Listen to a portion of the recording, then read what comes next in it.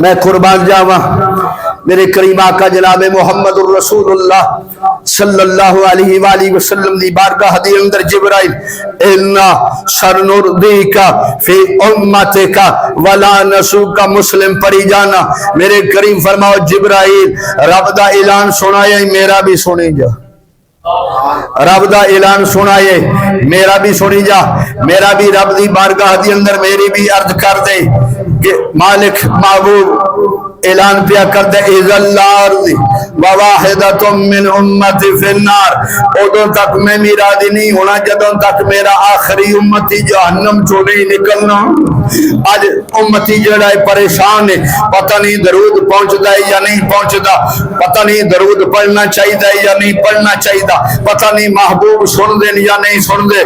وہ انہاں جھگڑیاں چ نہ پائے, انہاں جھگڑیاں چ نہ پائے. میں قربان جاواں میرے کریم آقا دے غلامو, میں صدقے جاواں رمضان شریف کتنا مبارک مہینے. میرے کریم فرما من افطر الصوم, حضرت علی پاک کی حدیث تراوی من افطر الصوم علی الماء, جیڑا بندہ کسی مسلمان دا روزہ پانی دے نال افطار کران دے, شربت نہیں بنایا, شکنجی کوئی نہیں بنائی, مذغتن لبانن کچی لسی نہیں بنائی, لسی نہیں نانا صرف پانی نال.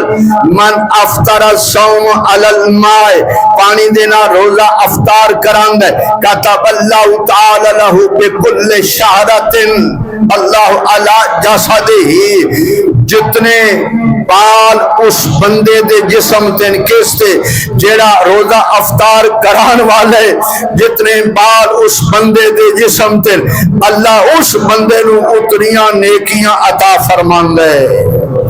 حسنات ومحیا عنہ اشعرات, اللہ ایک بال دے بدلے دادا نیکیاں بھی عطا کر دے, دادا گناہ بھی معاف کر دے. کدا روزہ افطار کران والا جڑا ہے او دے جسم تے جتنے بال نو ایک بال دے بدلے اللہ 10 نیکیاں بھی عطا کر دے, 10 درجے بھی بڑھا دیں دے, 10 گناہ بھی معاف فرما دیں دے. ورفع 10 درجات, اللہ 10 درجے بھی بلند کر دیں دے.